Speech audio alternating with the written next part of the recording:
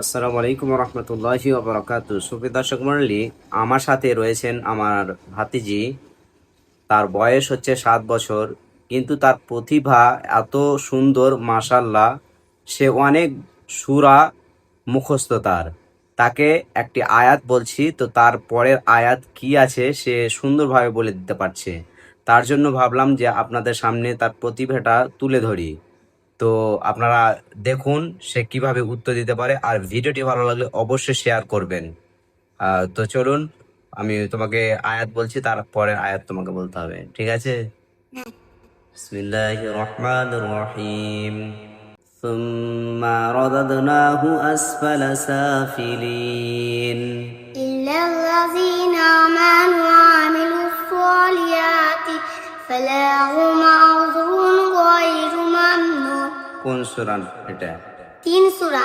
সূরা 3, ঠিক। وأرسل عليهم طيرا أبابيل ترميهم بحجارة من سجيل فجعلهم كعصف مأكول. إيلافهم رحلة الشتاء والصيف فليعبدوا رب هذا البيت الذي أطعمهم من جوع وآمنهم من خوف. ولا يحض على طعام المسكين فويل للمصلين الذين هم يراءون ويمنعون الماعون.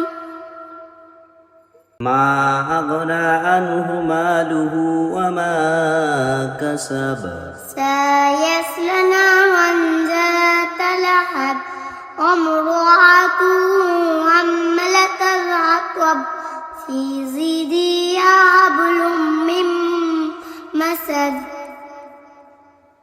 ما ودعك ربك وما قلى وللآخرة خير لك من الأولى ولسوف يعطيك ربك فترضى. ثم رددناه أسفل سافلين إلا الذين آمنوا وعملوا الصالحات فلهم أجر غير ممنون. মাশাআল্লাহ, সে অনেকটাই পেরেছে, সবটাই উত্তর দিতে পেরেছে। তো ভিডিওটি ভালো লাগলে অবশ্যই লাইক, কমেন্ট, শেয়ার করবেন। আসসালামু আলাইকুম রহমতুল্লাহি ওয়া বারাকাতুহু।